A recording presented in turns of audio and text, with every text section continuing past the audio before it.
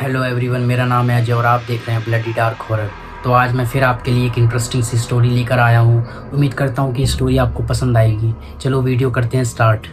एक गांव के बाहर एक पुराना कुआं था। रात होते ही वहां पर कोई नहीं जाता था। लोग कहते थे कि रात में जो कोई भी उस कुएं के पास जाता है और उस कुएं में देखता है, उसे अपना नाम सुनाई देता है। गांव का एक लड़का अर्जुन इन बातों पर विश्वास नहीं करता था।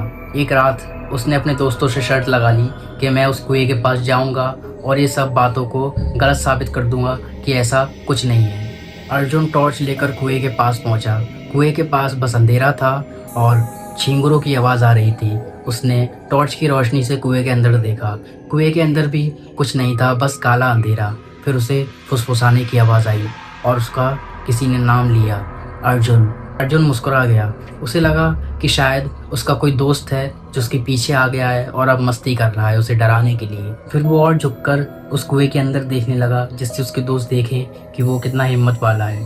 फिर कुछ देर बाद आवाज़ आई फिर से, लेकिन इस बार वो आवाज़ बिल्कुल अर्जुन की आवाज़ में ही थी। जो कोई भी था बोला, अर्जुन थोड़ा और नीचे देख। ये बात सुनकर अर्जुन का दिल जोर से धड़कने लगा। उसने टॉर्च की रोशनी और नीचे डालने की कोशिश की और तभी उसे उस पानी की रिफ्लेक्शन में उसका चेहरा दिखाई दिया। और लेकिन चेहरा मुस्कुरा रहा था, जबकि अर्जुन बिल्कुल शांत खड़ा था वहीं पे। अर्जुन ने घबराकर पीछे हटना चाहा, तभी पानी में से एक लंबा काला हाथ निकला और उसने अर्जुन की कलाई पकड़ ली। अर्जुन किसी तरह खुद को छुड़ाकर घर भागा। जैसे तैसे वो घर पहुंचा और उसने घर पहुंचकर राहत की सांस ली। तभी उसकी माँ ने उसे देखकर चीख पड़ी और उसकी माँ ने बोला, तेरे पीछे कौन खड़ा है? अर्जुन ने पीछे देखा, पीछे कोई नहीं था।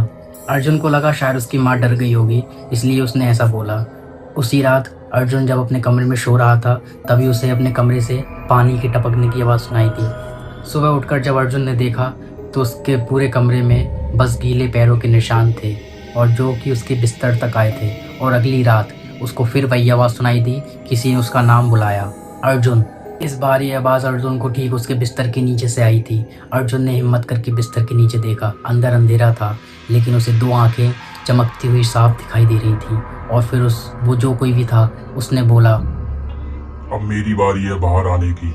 अगली सुबह अर्जुन नॉर्मल तरीके से गांव में घूम रहा था, लेकिन जिसने भी उसकी आंखों में देखा उसको उसकी आंखों में पानी लहराता हुआ दिखाई दिया। और 3 दिन बाद अर्जुन उस गांव से गायब हो गया। लेकिन उस कुएं के पास से हर रोज़ फिर चीखने और चिल्लाने की आवाज़ आने लगी। किसी को पता नहीं चला कि ये क्या हो रहा है और इसी के साथ ये कहानी यही ख़त्म होती है। तो गाइस, उम्मीद करता हूँ कि आपको ये वीडियो अच्छी लगी होगी। अगर आपको ये स्टोरी अच्छी लगी है तो मेरे चैनल को लाइक कीजिए, सब्सक्राइब कीजिए और बने रहिए मेरे साथ।